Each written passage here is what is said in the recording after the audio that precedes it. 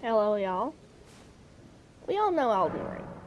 If you've known my channel for the time it's been made, you'll know that I've played Elden Ring for a majority of the lifespan of this channel, overall the lifespan, for that matter. So I'm gonna rank them all. So I'm gonna rank every single weapon class at their base form. This is excluding unique weapons, so let's get into it. First off, in my opinion, the worst at the base form is which is unsurprisingly the thrusting sword class. The thrusting sword class has a ton of great options, but at base they are one of the weaker classes.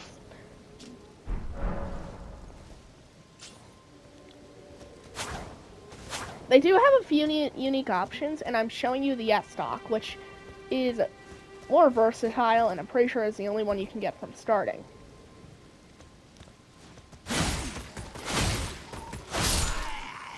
They do have some pretty snazzy combos, but otherwise they're pretty bad.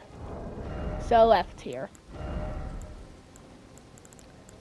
Next up, kind of a surprising choice, the Greatsword class. Well, the Greatsword class, not light greatswords mind you, has one of the weaker base forms. This isn't what I consider base form, just let me get to it. So, the Greatsword class, yeah, there's like the base form, in my opinion, is, well, essentially the Bastard Sword, but I don't have that thing leveled.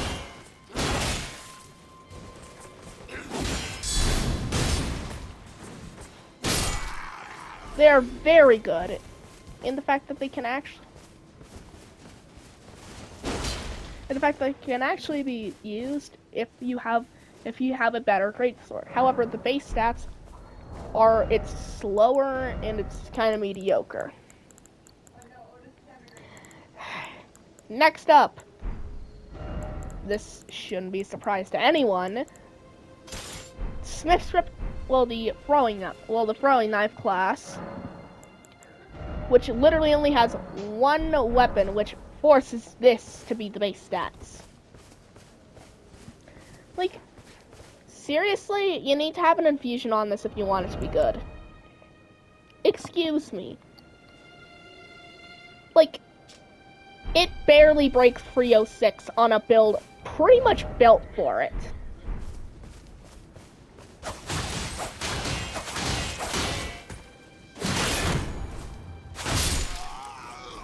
Like, excuse me. The damage is quite low. The upside on this thing, though, is, quite good on most other builds. So, like, F tier for all three of them, but a little bit of bonus points. Stepping into E tier, these are the weapons with halfway decent movesets, but need something to boost their potential, like another copy of the weapon. Next up, curved swords with the scimitar. This thing is a bit of a stretch, but I know. A bit of a boost. It needs another curved sword, which on the class starting with the scimitar, the warrior, you have another, and makes it very powerful and oppressive. Honorable mention goes to the Beastman for the standout. It's quite good. So, yeah. Next up is actually a class that I consider not to be like very good to begin with. Axes. The best one you can get early is the Iron Cleaver, which is the one I'm going to be showing.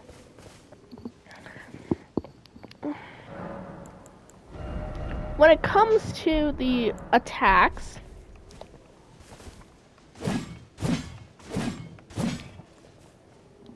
it's very quick.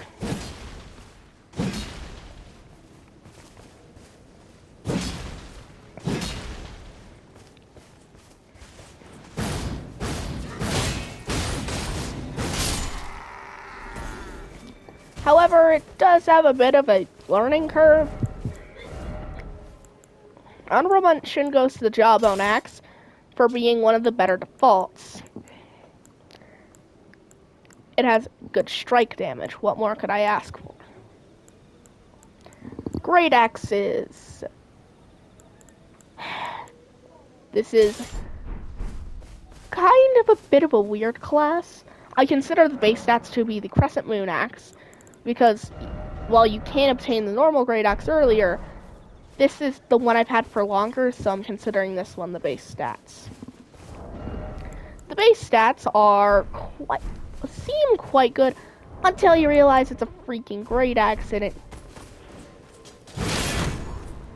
it has good stamp. It can break through guards very easily, but like when it comes to moveset, this thing ain't even special. They pretty much share the normal moveset with Great Hammers, which is what I'm going to talk about next. The Great Mace is the base stats for this one, but you can obtain the Brick Hammer earlier in Stormvale Castle. When it comes to this thing's unique abilities, it's mediocre somewhat.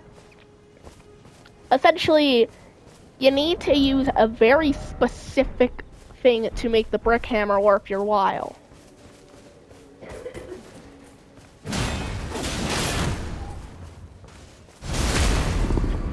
Yes, it has about the same guard break potential, but the heavy attack is literally the exact same. It's just different from the Crescent Moon Axe in the fact that it's shorter reach. One of the best ones in the class is the Black Seal Great Hammer. It has basic holy damage, which means it should be bad, but it's obtained in the Shadow of the Erdtree DLC. At the very beginning, no less. If you can kill one Black Armor Knight, you can acquire this, and it's genuinely going to carry you until until Cross Consort Radon. Next up, flails. I mean, like, the reason why it took this long for me to rate it is because genuinely, I don't know where to put this.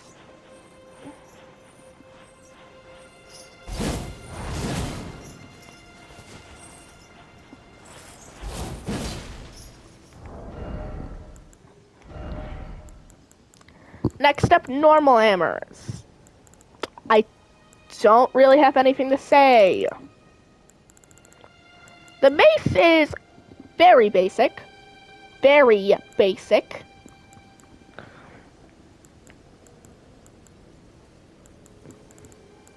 Honorable mention to the Nox Flowing Hammer. This thing is a very cool weapon. Like,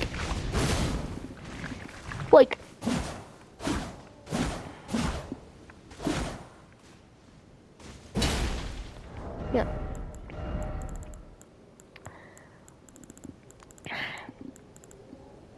Moving into C tier, we have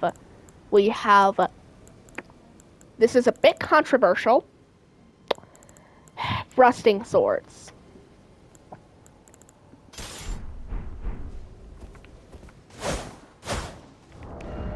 These things, with their basic axe speed,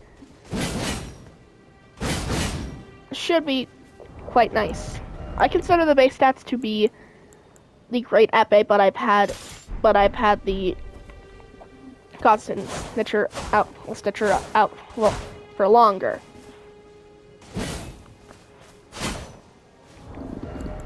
There's 3 different heavy attacks shared across the class. There is the slashing heavy attack, which does very good damage. We have a very wide AoE. The double hitter heavy attack. And then the just one pierce heavy attack.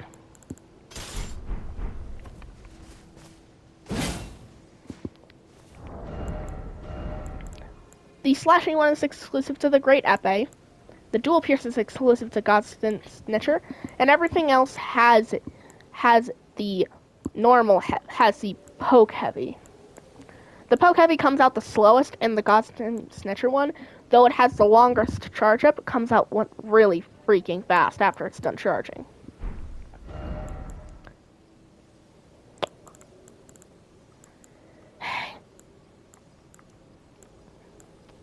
This is stupid, I know. But when it comes to this game, I'm sorry I have to put the greatsword here. This is one of the more... This is genuinely just kind of the... For me, the greatsword's been kind of It's not that great in my opinion. It just doesn't... It's just you need a good Ash of War on it to make it effective. Upward Cut does have some pretty good potential, but Stamp Sweep is by far better. It's quicker and hits a bit harder. And in fact, you can do a spinning attack. Then, I'm not even. And then, B tier. These are the weapons that will carry you through most of the game fairly easily. Next up is the Great Katana. This you can't get in the base game, you have to go into the DLC, but it's next to a sleeping dragon. That's the difficult part, is sneaking past the dragon and grabbing it. But this thing will carry you for majority of the DLC.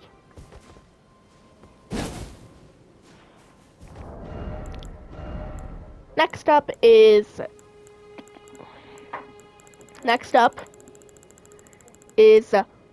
halberds. There's only 2 in this tier, and halberds is one of them. Halberds I find to be a little bit awkward, but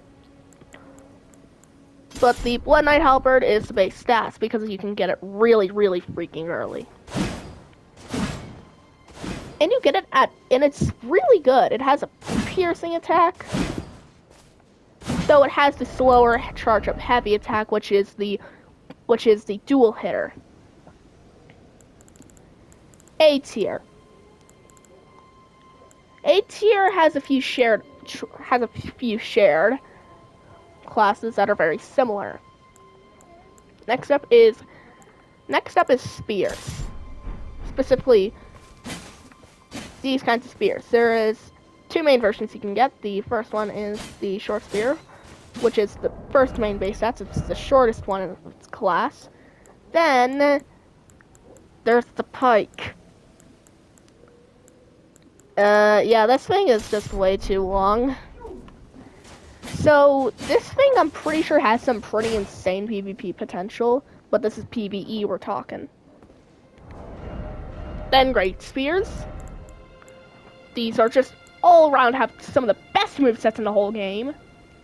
And has the Serpent Hunter, which gives it a ton of bonus points. But Mesmer Soldier Spear, I consider base stats.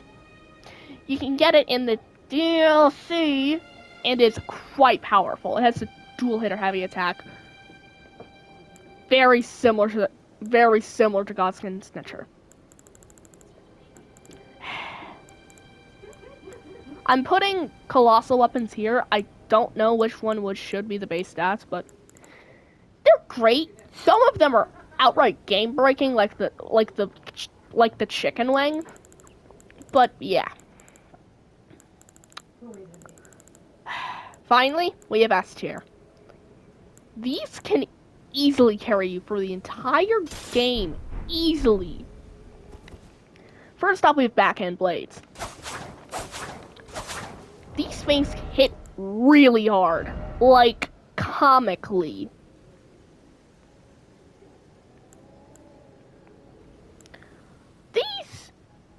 are broken. With the exception of the Curse Blade Cirque, every freaking backhand blade is good.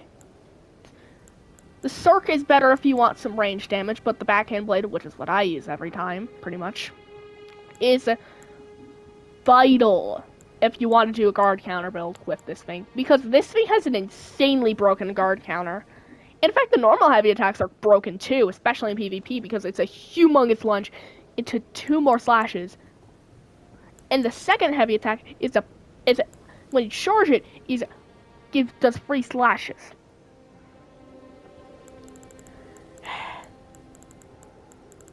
Daggers. Daggers, well, these contain some of the best weapons in the entire game. Specifically, what I consider to be the best weapon in the game, the Earthsteel Dagger, the Wakizashi, the main Gauchi, basically, it's just a ton of overpowered weapons.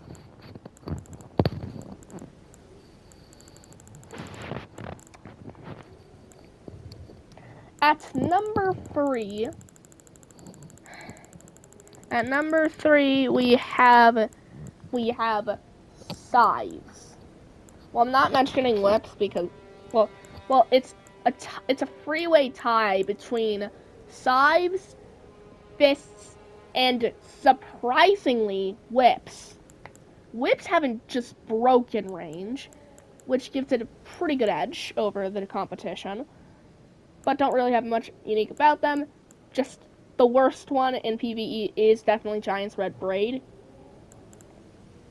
The scythes, also called Reapers, do great damage, especially the Obsidian Lamina. The base stats, in my opinion, is the freaking Grave Scythe, because you have to random mob drop. And then the fists, because, I mean, they got nerfed, so they have to be good, and they are pretty freaking powerful.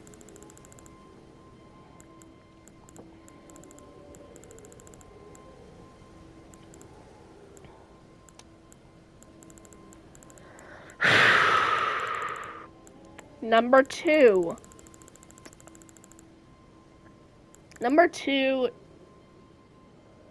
I think I placed it, well, Twin Blades can get you through the entirety of the game, and I'm placing it at number 2 because there's genuinely some broken Twin Blades or broken Twin Blade Ash of War combos, which the one I want to mention, on any infusible Twin Blade, there is a combo with Seppuku in Bleed Infusion Twin Blades that makes it so that you can inflict bleed with only a few button presses, because these are multi-hit attacks.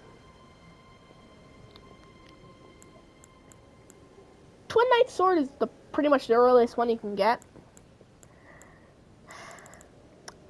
Number 1, easily the most infamous class in the entire game,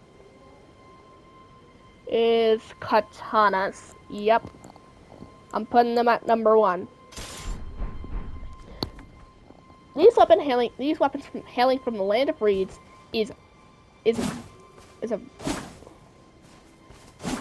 has some of the best movesets in the entire game, and it contains the Nakakiba, which has the most reach out of pretty much any blade in the game. The Rivers of Blood, which is the most infamous weapon in the entire game, a Corpse Piler. And the second most infamous, Moonveil, the weapon known for a broken version of Unsheath known as Transient Moonlight.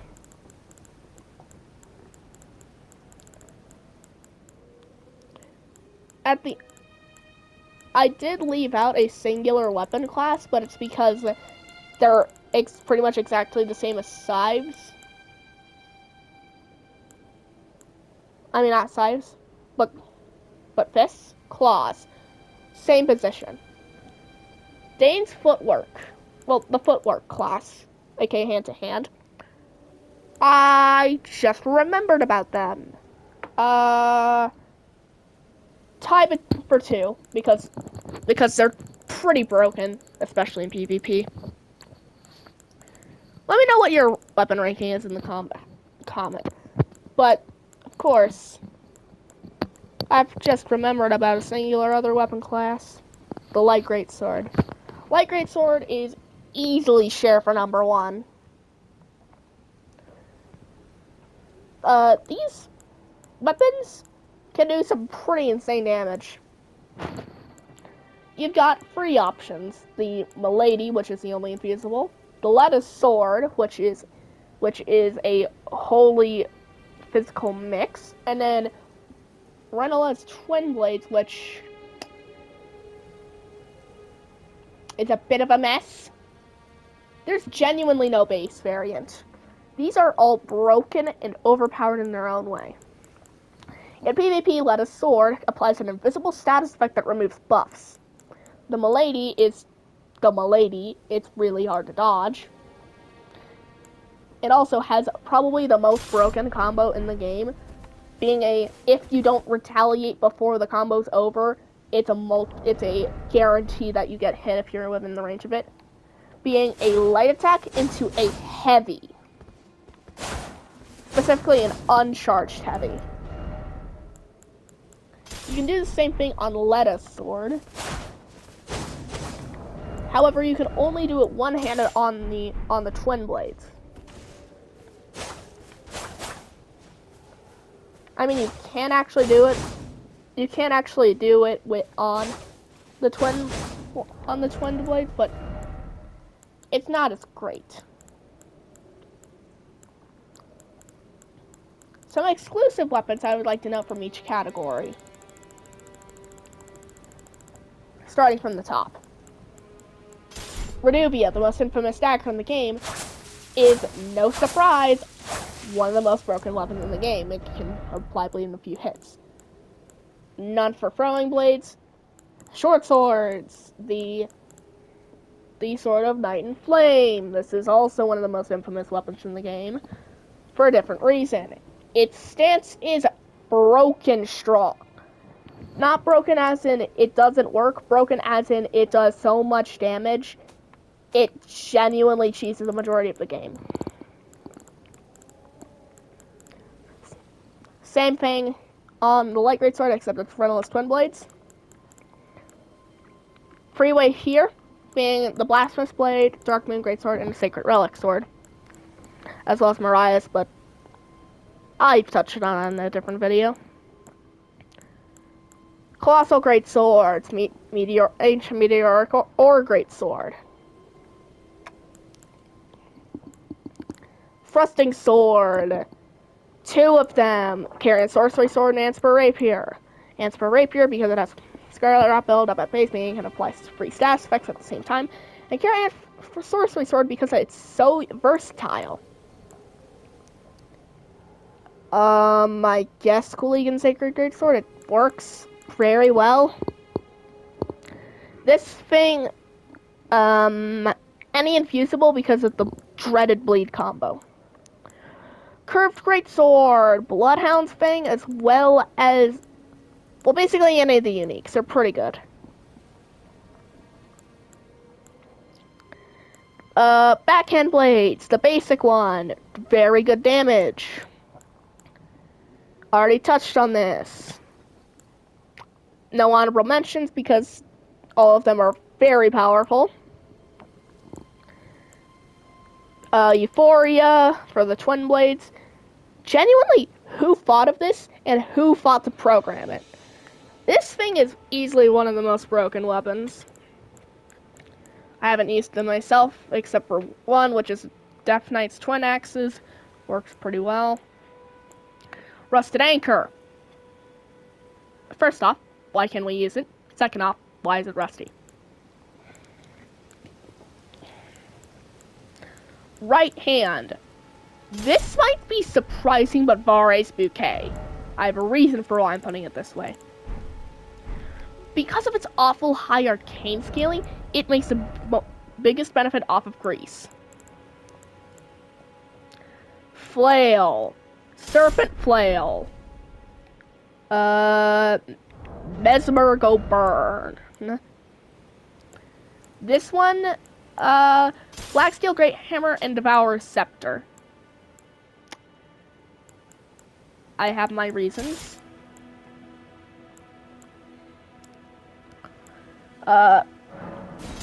Colossal Weapons. Just a Giant Crusher. As well as Bloodfiend's Armageddon, the Chicken Wing, because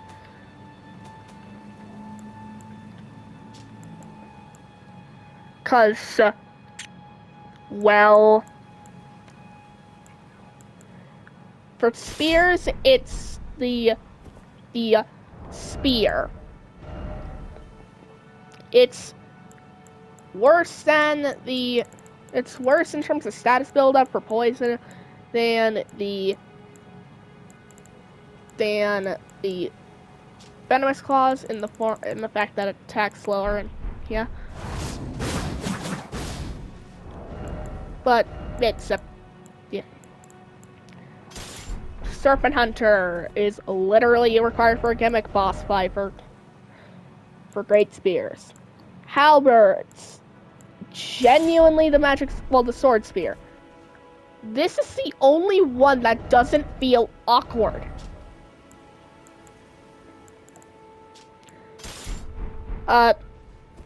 Scythes, the Obsidian Lamina. The skill is very broken.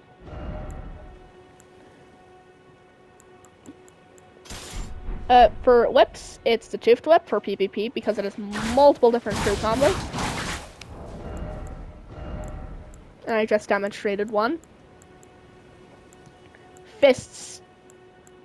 Cypher Pata. Pretty good. Does scale purely off of faith, which makes it holy based. But then again, it can pierce through shields.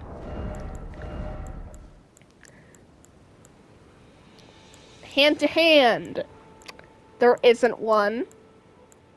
Claws. Oh, that reminds me, Beast Claws. Very similar to Claws, so same ranking.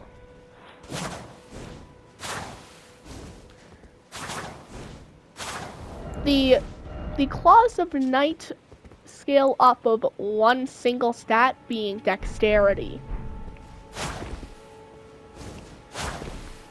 But they do so in a very unique way. They scale in physical and magic, which makes it very powerful. The only unique Beast Claw in the game is the Red Bears, so I have to put it here.